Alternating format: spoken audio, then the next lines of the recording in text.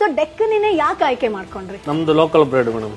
ಇಲ್ಲಿ ನಮ್ಮ ಈ ಪ್ರಾಂತ್ಯದಲ್ಲಿ ಸಿಗೋಂಥದ್ದು ಡೆಕ್ಕನಿ. ಸೊ ಮೇಂಟೆನೆನ್ಸ್ ಏನೇನ್ ಬರುತ್ತೆ ಸರ್? ಇಲ್ಲಿ ಲೋಕಲ್ ಅಲ್ಲಿ ಏನ್ ಬೆಳೀತಾ ಅದೇ ತಿನ್ನುತ್ತೆ. ಮೈಕ್ರೋ ನ್ಯೂಟ್ರಿಷನ್ಸ್ ಎಲ್ಲ ಬೇಕು ಅಂತಂದ್ರೆ ಹೈಡ್ರೋಪೋನಿಕ್ ಯೂಸ್ ಮಾಡ್ತೀವಿ, ಮತ್ತೆ ಇಂಡಿ ಯೂಸ್ ಮಾಡ್ತೀವಿ ನಮ್ಮ ಲೋಕಲ್ ಅಲ್ಲೇ ಸಿಗೋಂಥದ್ದು.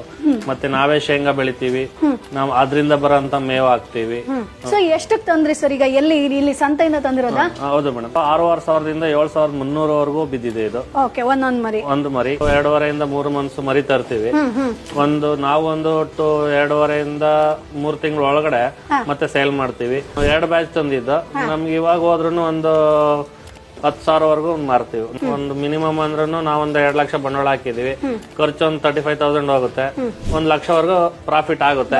ಇಲ್ಲ ಕಮ್ಮಿ ಅಂದ್ರೆ ಒಂದು 30, ಕಮ್ಮಿ ಆದ್ರೆ ಒಂದು 50ರಿಂದ 60-70 ಸಾವಿರ ಸಾಕು. ಸೇಲ್ ಮಾಡ್ತೀರಾ ಅಂತಂದ್ರೆ ಈಗ ಹೇಳಿದ್ರಿ 2.5ರಿಂದ 3 ತಿಂಗಳು ನೀವು ಚೆನ್ನಾಗಿ ನೋಡ್ಕೋತೀರಾ ಅಂತ.